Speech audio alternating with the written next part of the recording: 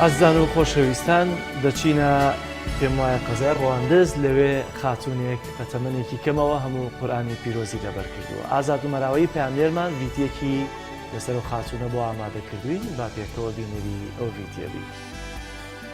قورئانەکەم مەی ڕووناکی ژینم بە نووری تۆیە گەر من ببینم نەغمەی جەننەتی خوڕپەی دڵاکەم باخی زانستی تۆی دڵاکەم. سەما عەبدولمەجید دانیشتووی قەزای ڕەواندزم لە پۆلی 11 زانستی. زۆر خۆشحاڵم کەوا خوای گەورە ئەم نیعمەتەی لەگەڵ کردم وەکردنی بە حافظ قورئان، هەڵبەتە لەبەرکردنی قورئانێکێک بوو لەو نیعمەتانی کە خوای گەورە لەگەڵی کردم و بە تەواوی ژیانم شانازی پێوە دەکەم. هەر لە مانگی دوو بە دوای بڵاوبوونەوەی بەتای کۆڕۆنا هەروەها پەکخستنی قوتابخانە و بانەوەی زۆر لە ماڵەوە من دەستم کرد بە لەبەرکردنی قورئان و ئەم هەلم قۆزیەوە و پشت بەخوا دەستم پێ کرد و سوپاس بەخوا کە تەواوم کرد. سەرەتا کە دەستم پێ کرد لە لای باوکم دەستم پێ کرد، باوکم هەم باوکم بوو هەمیش مامۆستام بوو. سەرەتا لێکەم دەست پێکردنەوە ڕۆژان 2 لاپەڕە وازبی ئەدام، واتە ئەو 2 لاپەڕەی کە وازبی ئەدام تاوەکو شەو لەبەرم ئەکرد، هەروەها بەلەبەر لە لای ئەو دەمگوتەوە ئەو هەڵانەی کە لە کاتی حفزەکەیە ئەم کردم بۆ نمونەتە نوێنێک وشەیەک پیتێک بە قەلەم ڕەساسێک خەتێکم لە ژێرە ئەهێنا بەم شوێن 2 لاپەڕ بەردەوام ئەبووم تاوەکو سوورەتەکە تەواو دەبوو. دوای ئەوەی کەوا سوورەتەکە تەواو دەبوو دووبارە هەموو سوورەتەکەم لە لای باوکم بە حیفزی دۆم دەگوتەوە، هەروەها ئەو هەڵانی کەوا کردو و پێشتر خەتم لە ژێرە هێنابوو هەڵەکانم ڕاست دەکردەوە. أعوذ بالله من الشيطان الرجيم.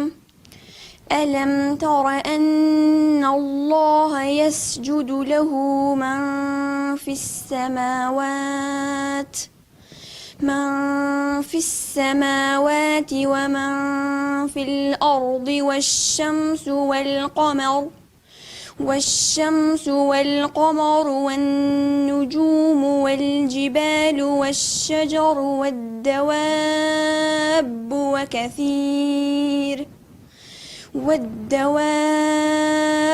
وكثير من الناس وكثير حق عليه العذاب. البته من خۆم خۆشحاڵم الحەمدولله کە ئەو ڕۆژم بە چاوی خۆم بینی کە کچەکەم پەروەردەی دەستی خۆم تەواوی قورئانی پیرۆز هەر لای خۆمەوە لەبەر بکات. ڕاستیمە نیعمەتێکی گەورە بوو و هیوادارم ئینشاءالله کاریشی پێ بکات و ئیلتیزام بە ئەحکامەکانی قورئانەوە بکات و بتوانی حەقی ئەم قورئانە بدا لە دوا ڕۆژدا و هەر وەکو پێغەمبەر صلی الله علیه و سلم موژدەی داوە لە قیامەتە قورئان چەندێت لەبەرە هێندە بەرز ئەبیەوە. خوای گەورە وەکو پێغەمبەر صلی الله علیه و سلم ئەفەرمێ يقال لصاحب القرآن اقرأ وارتق ورتل كما كنت ترتل في الدنيا فإن منزلتك عند آخر الآية تقرأها. هر چەند قورئان لەبەر بخوینەوە و بەرز بووە چۆن لە دنیا ئەتخوێندەوە ئەوجا بەرز بوونەوەت لەو مرتبەت لە فیردەوسە بەپێی آخر ئاەت، یعنی چەندی زیاتر قورئانت لەبەربی مرتبەت بەرز ئەبیتەوە لە ڕۆژی قیامەت خوای گەورە پێی ئەفەرمێیان لەسەر زاری فریشتەکان پێی ئەوترێ بخوینەوە بەرز بووە بزانە کۆتا ئاەتە لە چ ڕائەوەستی شوێنت لەوێ بۆ دیاری ئەکرێ. جا هیوادارم ئینشاءالله هەم لە دنیا کەمای خۆشحالی ببیتە نورێک لە بۆی و هەم لە قیامەتشا مرتبەی پێ بەرز بێتەوە. سۆمەخان سوورەتی النازعات خوای گەورە ئەفەرمێ هەل ئەتاک حەدیث موسى. أعوذ بالله من الشيطان الرجيم.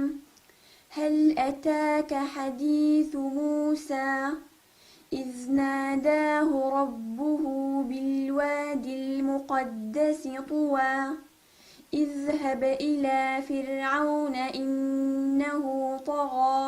قورئانەکەم مەی ڕووناکی ژینم بە نووری تۆیە گەر من ببینم نەغمەی جەننەتی خوڕپەی دڵاکەم باخی زانستی تۆی دڵاکەم. یاسای ژیانم دەستوری بوونم یاسای ژیانم دەستوری بوونم خۆشەویستی نێو دڵ و دەروون. دوای تەواوبوونی قورئانی پیرۆز سەرجەم ئاەتەکانی قورئانی پیرۆز و سوورەتەکانی قورئانی پیرۆز زۆر بەجوانی لەبەر کرد بە پێویستم زانی بۆی ئەم جار خوێندنەوەی قورئانی پیرۆز بۆ لەبەرکردنی تەواوی قورئانی پیرۆز کە من خۆم گەواهیدەر و شاهیدم هەم لە بنیەوە لەفلانتا تەواوی قورئانی لای من لەبەر بۆی ئەم بڕوانانێن پێبەخشی و ڕێز و تەقدیر